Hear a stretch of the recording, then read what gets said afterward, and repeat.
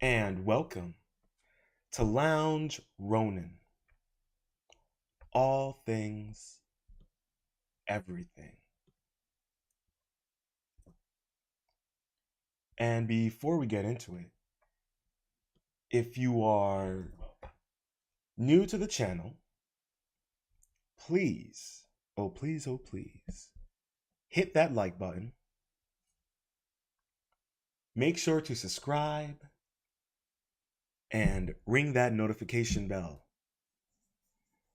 And please leave a comment with your thoughts below and a hint of constructive criticism, as that will help me and the channel grow. And feel free to share this stream out with like-minded individuals.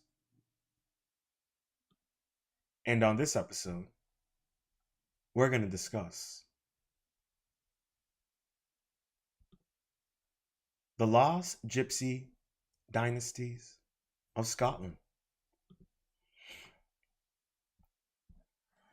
Now, if you're not familiar with this, neither am I, so we're both in for a treat. Uh, so, I stumbled upon this article and it actually connected to, I was listening to, who? I was listening to uh, Hotep's Been Told You.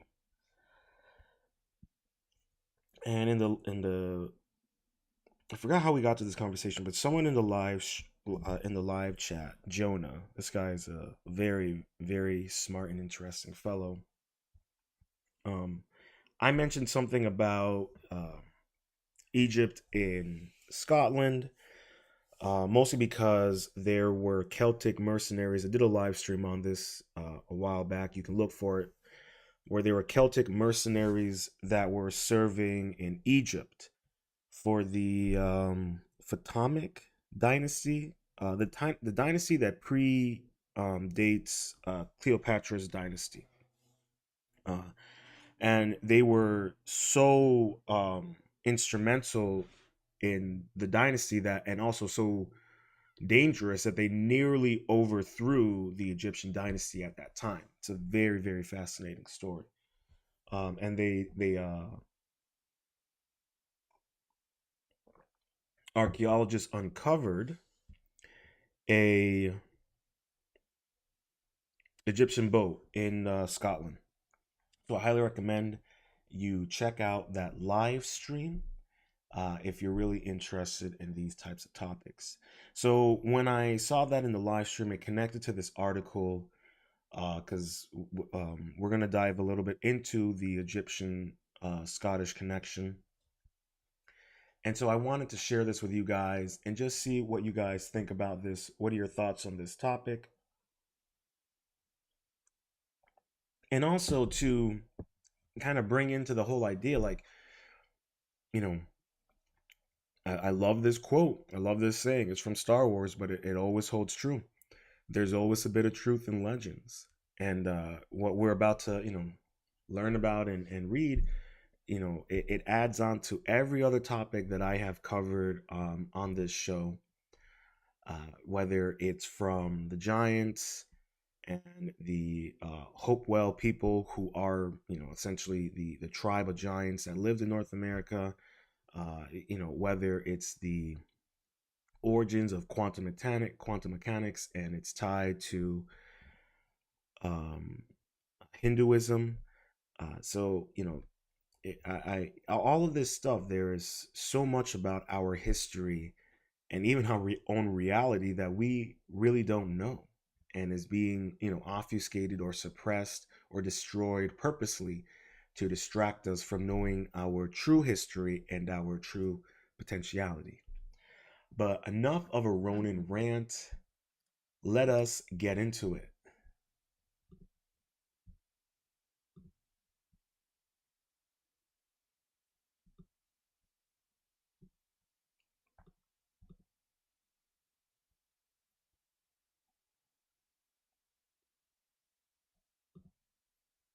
Okay, there we go. Sorry for the delay.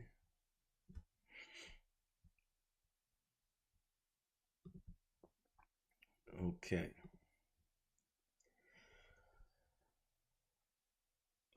Article was written September 10th, 2015 by DHWTY. Skoda. Mother of Scott. Oh, wait, hold on. I'm jumping the gun. I apologize. I am jumping the gun. I knew something was off. Okay. Oh my gosh. Did I seriously do that again? Give me a second, guys.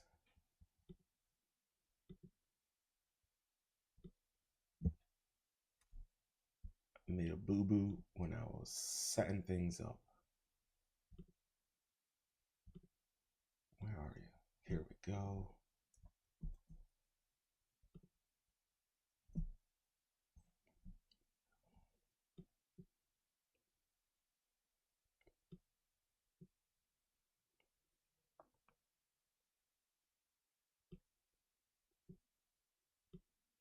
Okay.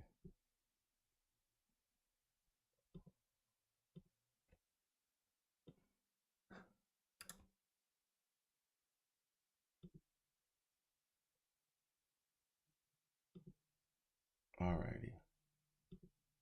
Here we go. All right. This article was written September 12th, 2018 by Ashley Cowie. Forgotten Kings and Queens, the Lost Gypsy Dynasty of Scotland.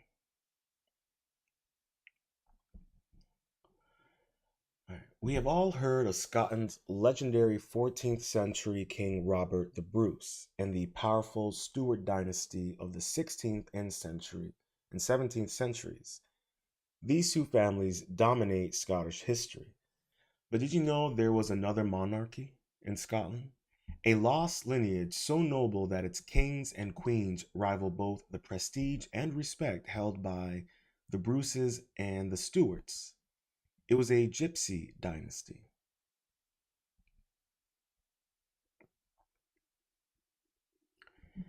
Anthropologists have traced gypsies back to three migrations from the Sindh region in India, which was southern and central Pakistan, about 1,700 years ago. They are Romani, the Western Gypsy from Pakistan and northern India, Lumavrin or simply Lum, Central Gypsy from Eastern Turkey and Armenia, and the Dumari, Eastern Gypsy from the Middle East and Egypt. And here we have an illustration. The first arrival of the Romanis outside Bern in the 15th century, described by the chronicler as Gentofeast Haydn, baptized heathens, and drawn with dark skin and wearing Sacrian style clothing and weapons.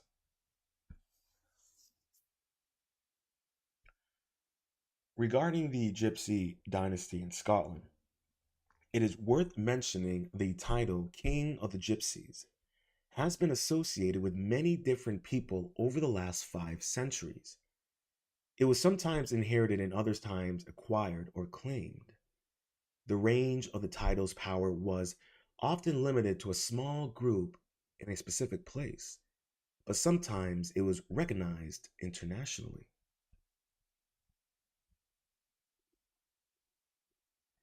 And here we have an image, a coronation photo of Charles Blythe, King of Yethlum Gypsies. The king was crowned in May 1898. Very regal. In the early 1970s and the first annual Romani meeting, it was decided that the term gypsy would no longer be used to describe Romani people, and they voted for the term Roma to be used instead. So let's learn a little bit about these Roma gypsies, because I think it's important for us in order to understand the entirety of the Egyptian dynasty and how we can trace it from, Pakistan, India, Turkey, all the way to the UK. I think that's something to definitely take a bit of a dive into. And if you watched my video on the dynastic races, then you'll know that there is definitely a level of um, fantasism to this idea. In the fact that, if you look at the Yamani culture, which is essentially the birth, or I should say the birth culture and race of white people, of European white people, and they trace their lineage back all the way to Ukraine. So if you're wondering why Ukraine is a bit of a hotbed for certain people, but we're not here to discuss that topic. But the point remains is that no different than how were Celtic mercenaries serving in Egypt and nearly took over Egypt. We have to also look at the fact that how is it that these tribes of gypsies from various tribes of gypsies from Turkey, Pakistan, India make their way all the way to the UK. It's something to really understand and learn. These certain suppressed aspects of history. It's so funny, right? You have all the social Marxist, Hollywoodification of our films, whether it's in America or over in the UK, where they'll take prominently historically known figures, of white descent, of white heritage, of white race, and then make them black, for whatever reason. We know that it's just to push that DEI, the Marxist ideology, that socialist ideology, and what have you. But the point that I'm bringing up is if they were so hell bent on actually appropriating history accurately and actually looking for areas of history um, where they could be like, oh wow, look at this is something that's completely unexpected. You would then have a perfect example would be taking the story of this Egyptian of this Gypsy dynasty in Scotland, and you could make that into a TV show. And it's not playing into the Marxist socialist cultural films that they want to you know force down our throats. You're actually addressing an actual part of history, and if you wanted to, you could audition actors who of Turkish and Indian and Pakistani descent, or actual Roman gypsies, Romans, how they like to be called now. And you could actually make an interesting show that not only is historically accurate, but it addresses an aspect of European culture where there was a presence of someone outside of the Yamani race and lineage that was a staple in Scotland and in Europe. So that's the only reason why I'm bringing that up is like, they don't want to actually go into history and look for these little nuggets, these little gold nuggets, because it's not. I mean, it would be actually advantageous for them, and you would actually create some really good content, and you would actually further push people into these areas of history to actually learn more about it. But in my mind, it's kind of like, well, we don't want people to know that there was a gypsy dynasty that ruled over Scotland. That would kind of throw off the whole narrative that Scotland probably has. So that's also the problem with these issues. So you would think, well, why not make a film about the Scottish gypsy dynasty? Well, the power to be, the corporate, military, industrial, pharmaceutical, social complex, they don't want that. So what do? They push the DEI stuff. They push the Marxist stuff, even though that's killing the economy, or I should say the film industry. From what we're seeing right now, it looks like we might not get any films anymore for the next year and a half. Hollywood might be dead. I'm not talking about the European Hollywood or Eastern Hollywood or Asian Hollywood. They're going to be thriving, but Western Hollywood in America is dead as we know. But I'm getting off point. But the reason why I wanted to make that point was, here is a perfect example of a time in Yamani culture and history where there was a different race in power. So it's just something to keep in mind and think about. But enough of a Rōnin rant. Let's get back into it.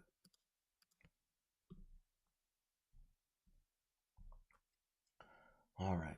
This article was updated January 7th, 2021 by Riley Winters. The Real History of the Romani People and the Misnomer of Gypsies.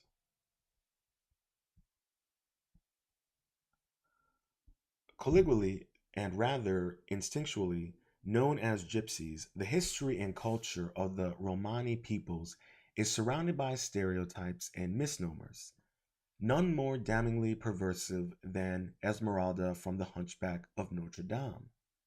Because of such images spread by mass media's misunderstandings of the Romani, it is often believed that the Romani people are to be feared or exiled and avoided. This is very similar to the Greeks and tiny dicks. If you're interested about that, go check out my live stream on that topic. Here we have a drawing, La Esmeralda, illustration for Notre Dame de Paris by Victor Hugo. Artist unknown, appears in the Victor Hugo and His Time by Alfred Barbeau, 1882. The Romani are often painted as thieves or tricksters.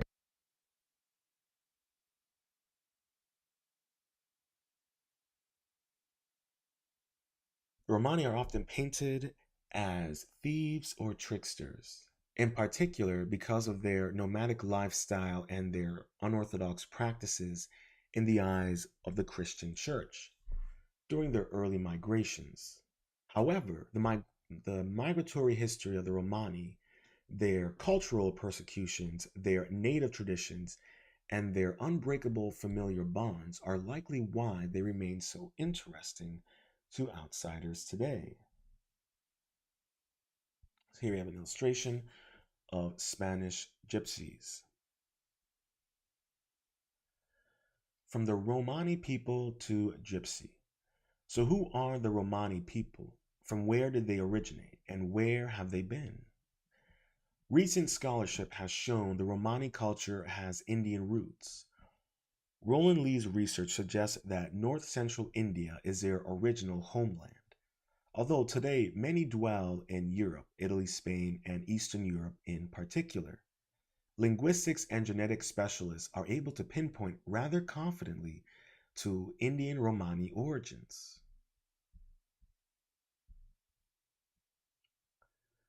This likely origin point should not, however, imply that all Romani people are alike. As in every culture, there are definite distinctions recognized among the Romani. Influenced by their various movements, the collective Romani have become individualized groups among themselves, just as Native Americans. For instance, are Native American, but no two tribes are exactly alike. If, for instance, are Native American, but no two tribes are exactly alike. Okay, that one's a little weird. That sentence. Anyways, the Romani seem to have migrated from northern India to Persia in the 11th century, from there moving into the populating Europe by the 1400s. Therefore, there are likely groups of travelers distinguished from the collective Romani title by their Persian Iranian customs, or Italian customs, or Romanian customs, depending on migration choices. And here we have an illustration, the caravans, Gypsy Camp Near Aries by Vincent van Gogh. One of my favorites. Consistently, in nomadic culture, the precise population number in each country over the centuries is nearly impossible to obtain. Census records are only so reliable when counting or discounting traveling ethnic groups.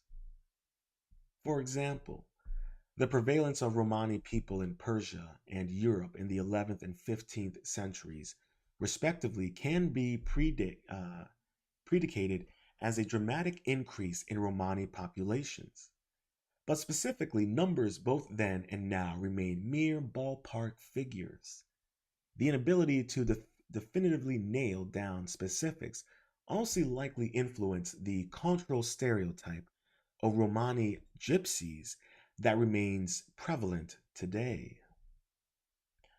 And then here we have the similar photo, or actually the exact same photo of the first arrival of gypsies outside the city of Bernay, described as a uh, Getüft Heiden, baptized heathens.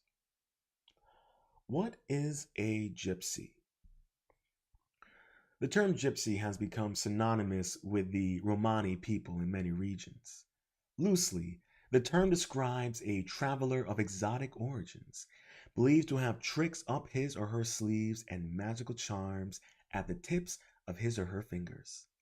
Such mistaken beliefs are predicated on the jobs the Romani obtained during their constant travels. As nomads, their work needed to be able to move with them or be easily left behind. As such, many were livestock traders and animal trainers and exhibitors, tinketers, metalsmiths, utensil repairmen, and musicians. And the women told fortunes, sold portions, begged and worked as entertainers. Selling portions and telling fortunes are often construed as a form of witchcraft, and such career choices certainly appeared to a large group of individuals. Or else these options would have been financially useless. However, they also made Romani people targets of persecution. As such, the Romani name became further shrouded in danger and darkness when the persecution of witches and Jews and other non Christian cultures spread like wildfire through various parts of Europe. Further, the term gypsy came to be used as a derogatory term for the Romani, implying their unorthodox ways insofar as the Christian church was concerned. Here we have an illustration called Kartomantka,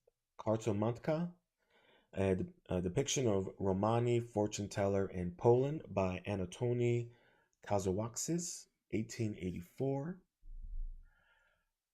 Romani families, not gypsies. It is because of such persistent mistrust of the Romani culture and the Romani themselves are not trusting and continue to function as individual groups of kin and extended families. They have laws unto themselves and chiefs and councils of necessary, remaining with a presence for their own rather than those of non-Romani world. While this observation is not absolute, it should not be applied to all Romani groups or individuals. It does remain a significant aspect of many lives, although urbanization has thrown a wrench in the traditional rural customs of many Romani factions. One thing has regained supreme throughout all their migrations: family. We could use a little bit of that here over in Western society. Here we have an illustration, a gypsy family, facsimile of woodcut in the Cosmographie Universelle of Münster in folio Basel 1552. Traditions have long been passed down through the family, more often orally than written, including native music, systems of justice, and marriage customs. Throughout the years of persecutions and exile, in spite of their continuous insults from one century to the next, the Romani people have remained a tight knit community of families. And that's one thing that I strongly believe. I believe in the family unit. I believe in a family of communities. My whole thing is that a family and a community of like-minded individuals with similar goals and creeds can do incredible things. And say what you will about the Romani and their lifestyle, they still maintain their culture, their integrity, their way of life, their identity because of their family unity, because of the family culture and community that they create, and um they ferment and they grow and they improve upon, despite uh the interjection of modern amenities and technologies and lifestyles. They still maintain their integrity and their way of life. And that is something that here in Western society, it's gone. It's been eroded and eradicated through government overreach, through social manipulation and indoctrination. And that is why you see the collapse of Western society, because there is no family unit. There is no community of families anymore in Western society. So that's why you see the society as it is collapsing. That's why you see a society that doesn't know what gender it is, that a society that doesn't know what it means to be masculine, a society where they have completely destroyed femininity. And you see that, and it's disgusting and it's abhorrent and it's terrible. And I don't know how we're gonna make our way out of it. But enough of a Rōnin rant. Let's get back into it. Here we have an illustration of a gypsy child by August von Pantakofen. Whether Iranian, Romanian, Russian, Scandinavian, or in American groups, the power of the family is paramount to the continued survival of Romani people's culture. It is unfortunate that despite the years and actions showing otherwise, the primary image of this group largely remains one of tricksters and gypsies rather than families. Here we have an image, a postcard of a group of Romani people in front of their tent in Samir.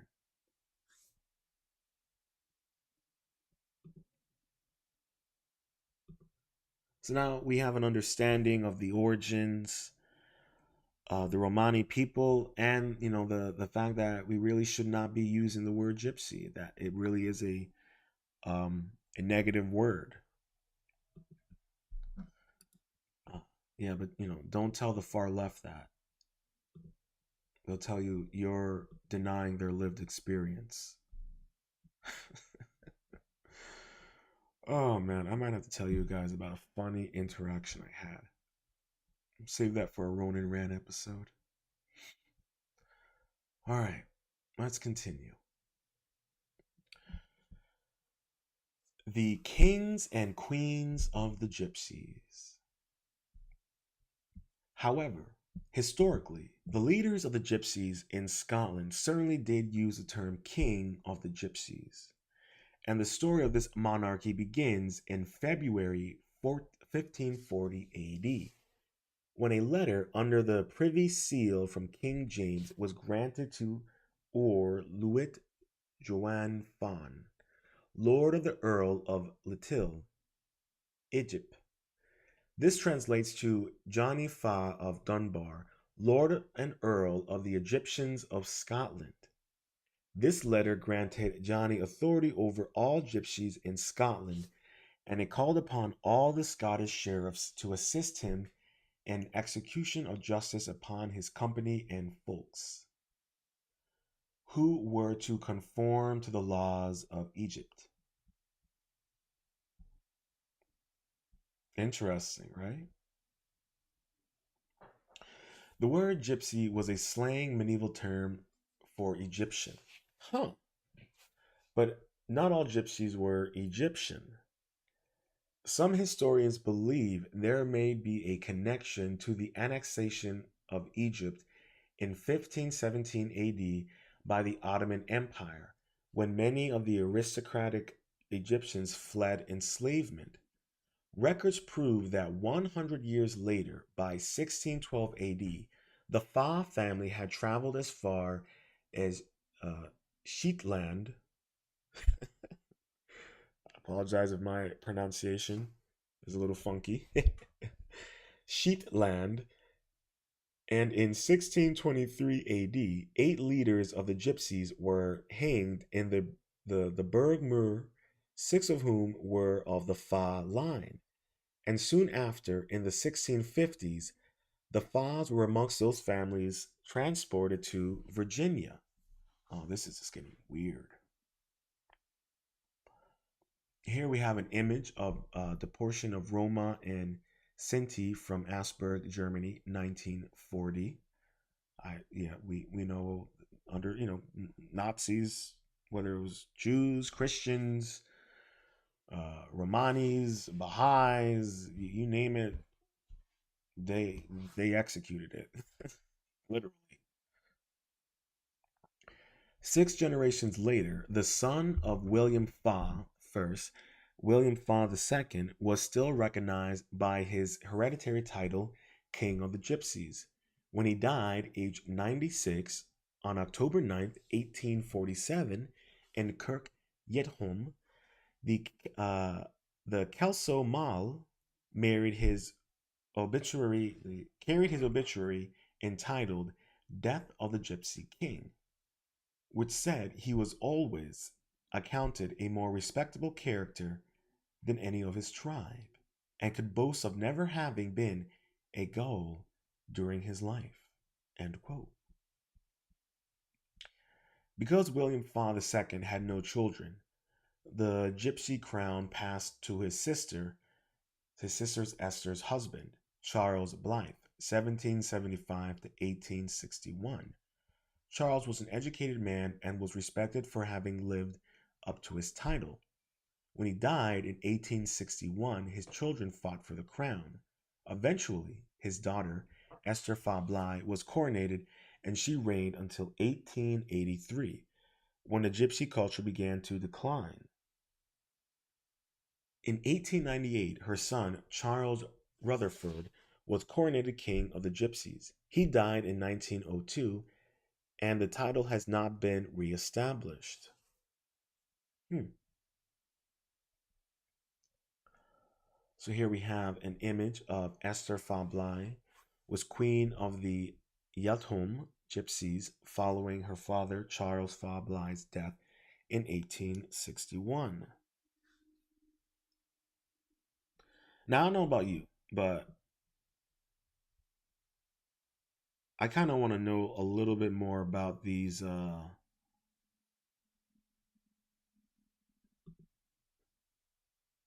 Roman gypsies. I mean these Egyptians that migrated all the way to Scotland.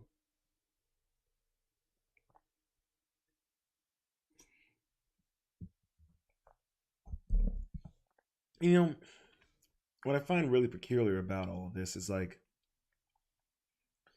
it's just the more you learn about these really interesting nuggets and parts of history, the more you realize, man, we really do not know what in the heck is going on. We really don't know.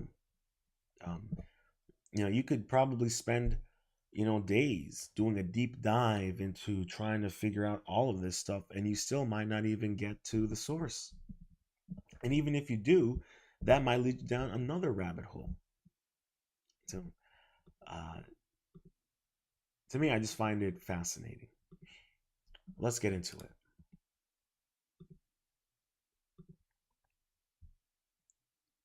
Alrighty. This article was written September 10th, 2015 by DHWTY. Skoda, mother of Scotland and daughter of a pharaoh. During the 1440s, Scottish chronicler Walter Bower sought to trace the history of the Scottish people from the earliest times. The results of his endeavor was the creation of a compendium of Scottish history, the Scottish Chronicon. Perhaps one of the most astonishing claims made by Bauer in his Scottish Chronicon is that the Scottish people were actually descendants of the ancient Egyptians and could trace their ancestry to the daughter of an Egyptian pharaoh, Skoda. This is not the first time I've heard that. I saw a TikTok with an Irish chick, and she talked about doing a dive into the Scottish history, and she just casually just kind of said it like, oh yeah, the Scottish people are descendants from Egyptians. She just casually said it. And when I heard that, I was like, wait, what? And like I watched it again, and I'm like, she's just saying it like it's common knowledge. So once I heard that, I was very, very peculiar about the validity of her claim. The Moses connection to Skoda. The story of Skoda begins with a Greek king by the name of Geithylos.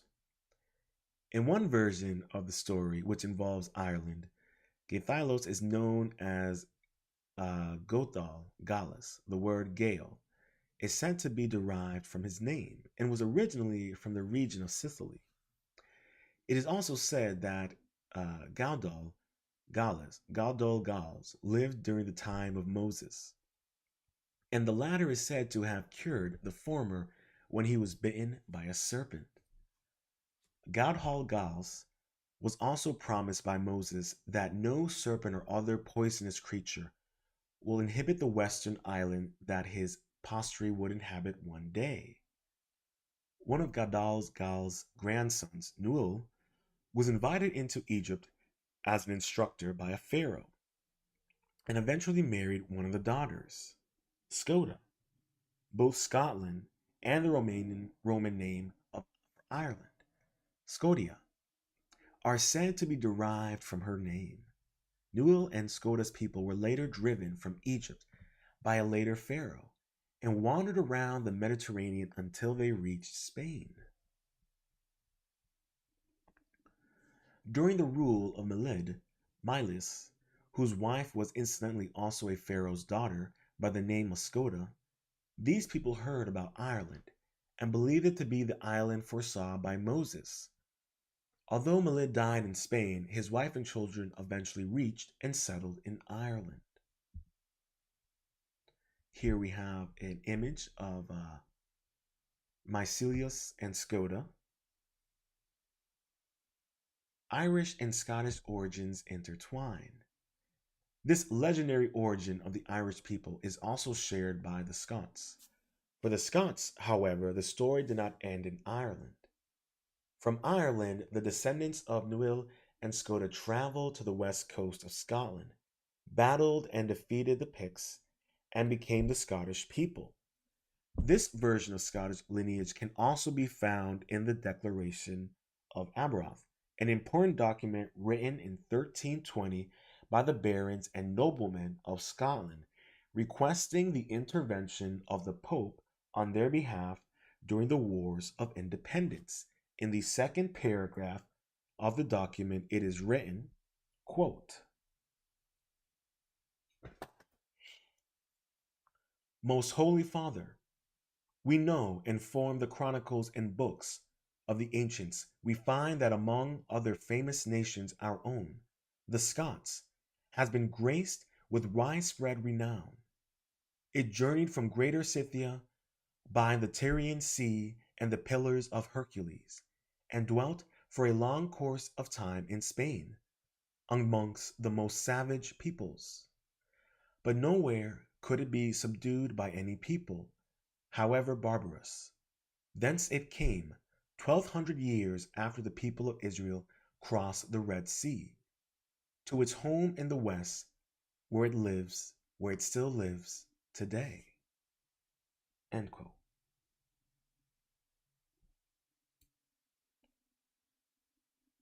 Here we have a picture of the Thai Nagam copy of the Declaration of Arbroath, 1320.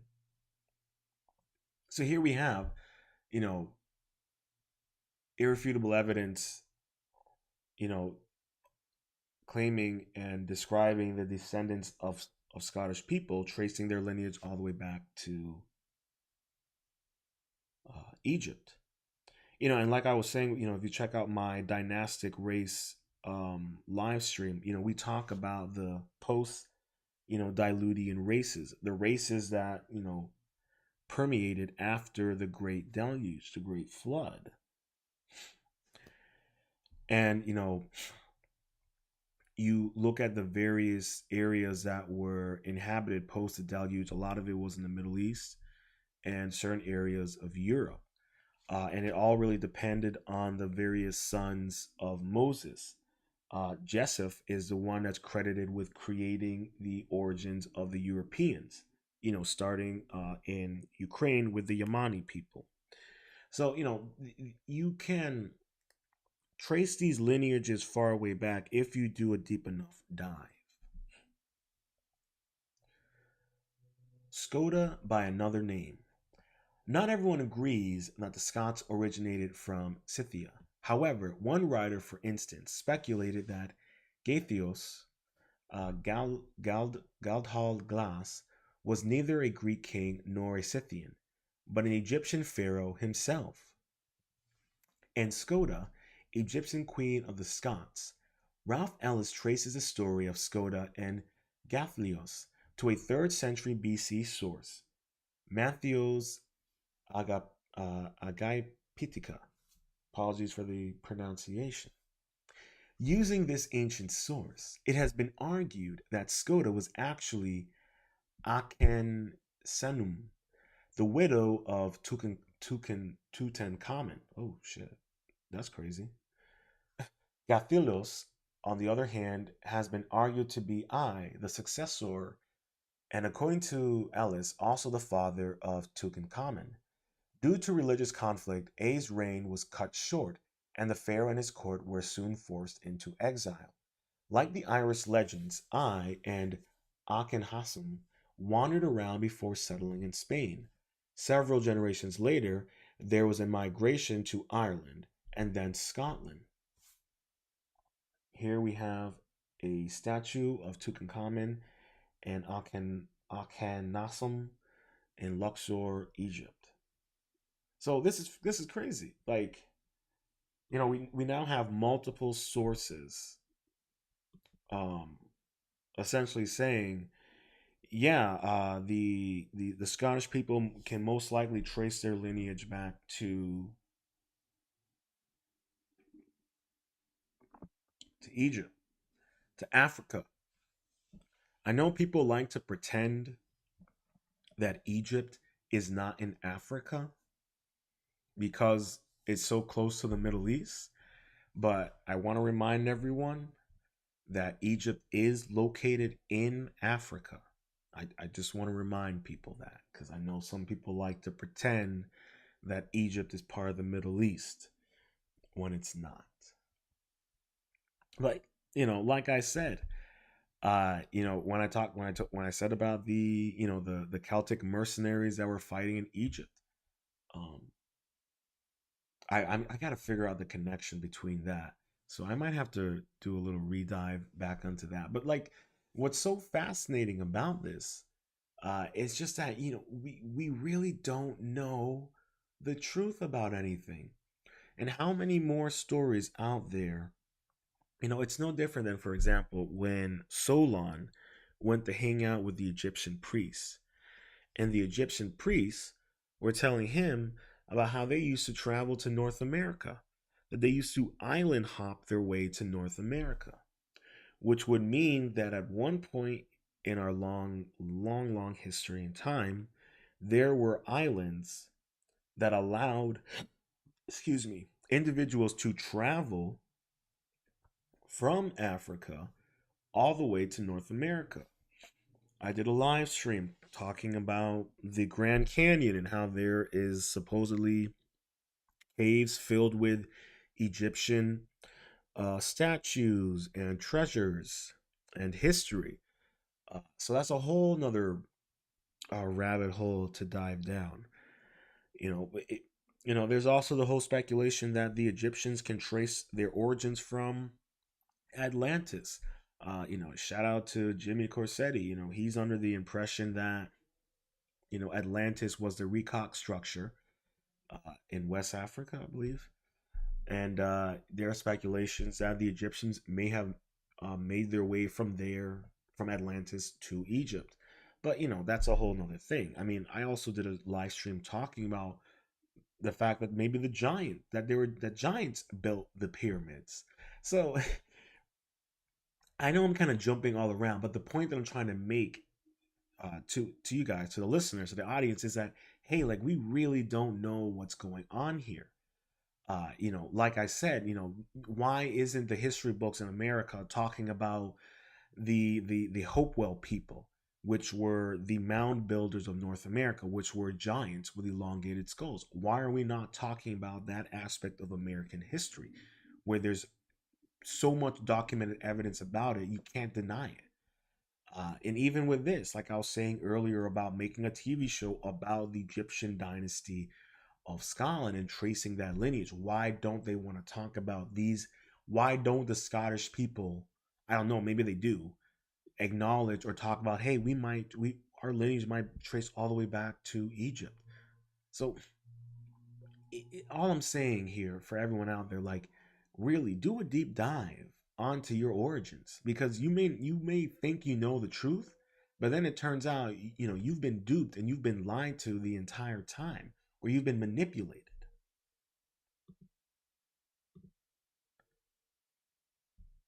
Uh, Enough of a Ronin rant. Let's get back into it.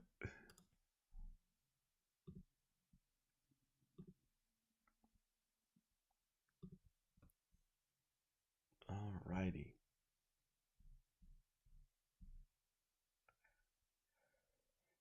A second Gypsy dynasty.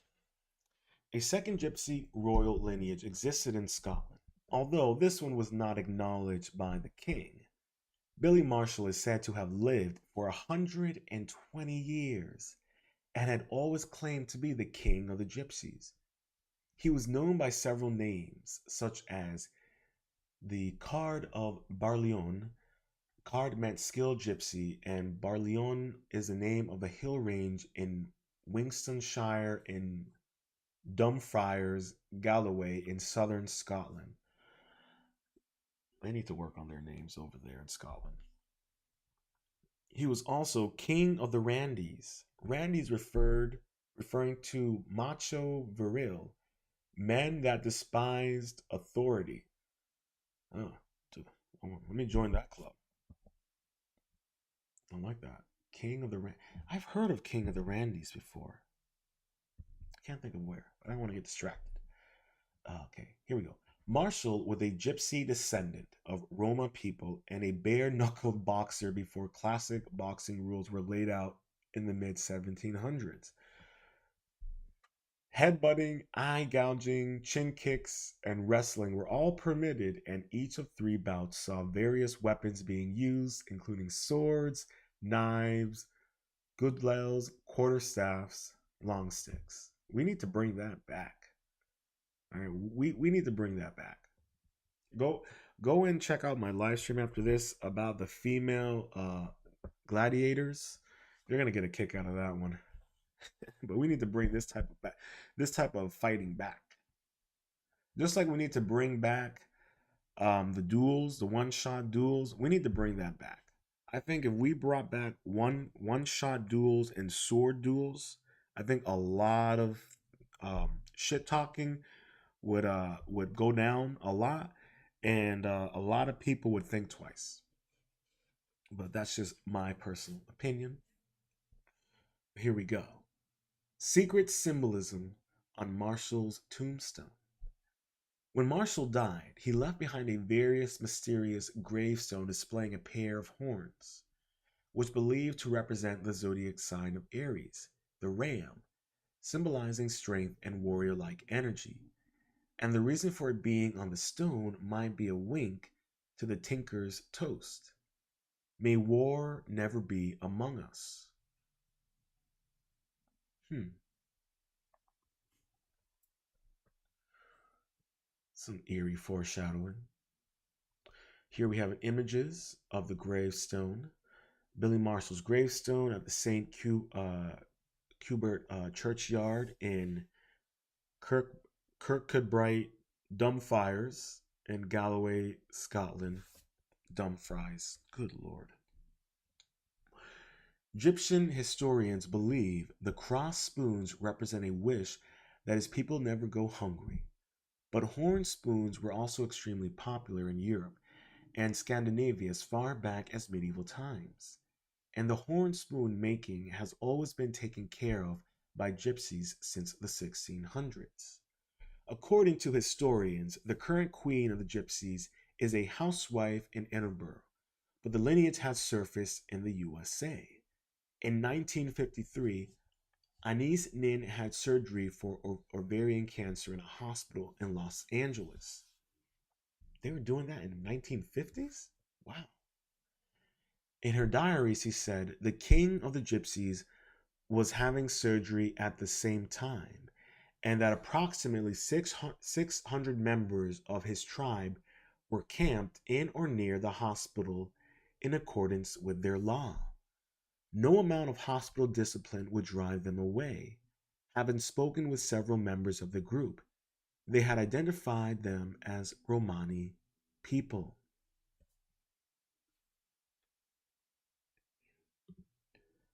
And there you have it, the origins of the Scottish people and the Gypsy dynasty. Fascinating stuff. Absolutely fascinating. And like I was saying at the beginning, I mean, like, there's always a bit of truth in legends, and it seems like these legends keep on coming true. And my favorite example to bring up, because I think this is a great example, and it's perfect, is the Iliad. Is it the Iliad? Yeah, the Iliad with the Battle of Troy. Now, historians and archaeologists were under the impression that the Battle of Troy was just legends. It was a myth. There was no truth to the story. However, um, archaeologists and historians eventually found the location and the archaeological remains of the wall of Troy. And there it became apparent that this epic story has some actual archaeological and factual truth to verify the existence. And that's my whole point, is that you got to start looking at the myths and the legends as a form of actual historical truth, relatively. And Graham Hancock, he recently was on Joe Rogan. Shout out to Joe Rogan, shout out to Graham Hancock. Graham Hancock specifically talked about how he believes in the myths and the legends, and that we have to take them as part of historical history, because lo and behold, how often now are we realizing and discovering that these mythical stories and legends actually are based on factual evidence, based on factual evidence of people, evidence of battles, evidence of technology, whatever it may be.